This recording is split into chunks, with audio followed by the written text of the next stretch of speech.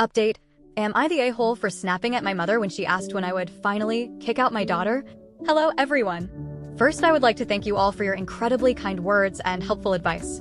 Yesterday, I sat with my daughter for our Easter tradition of getting together as a family and eating a big batch of my grandmother's pickled eggs.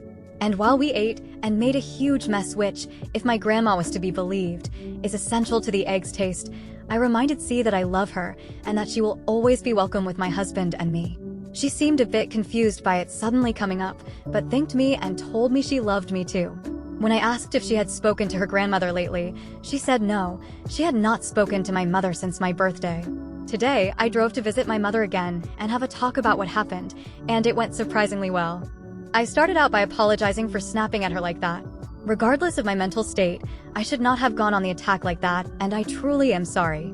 I sadly am the type to bottle up my feelings instead of communicating them immediately, and it is something I know I need to work on. However, I also told my mother that I am not willing to talk about C's living situation with her and asked her to use the facility services a bit more in the future instead of always relying on me. Because I have a life of my own and a husband who also needs me, probably more than she does, but I did not say that part out loud. She started crying again, asking why C and I hate her so much. She talked about how C never calls and only seems to acknowledge her existence when she absolutely has to, and has now also turned me against her.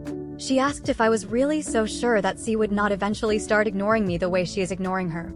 I was getting very impatient with her again, but I was prepared for it this time, and managed to stay calm and ask her to think back to her interactions with C over the past 5 years, and the many moments of her being rude or downright cruel to C. I even named some specific instances C has told me about, and to put herself in C's shoes. Would she want to spend any time with someone who treated her like that? I felt ridiculous talking to my 85-year-old mother like she is a 5-year-old child.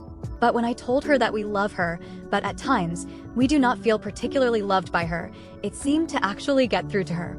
She stopped crying and told me that she did not realize that her comments hurt my daughter so badly.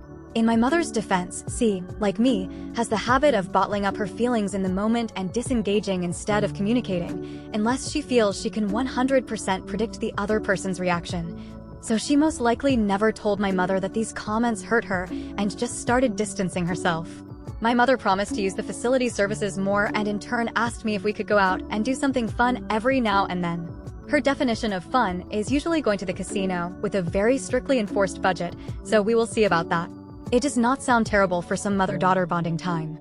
I am not sure how things will develop now, but I am hopeful. I will tell C what her grandmother and I talked about today, and see if she is maybe willing to give her the chance to make amends. I will not push her, though. Thank you again for all the helpful advice and encouragement. Make sure to comment what you think. Leave a like and follow.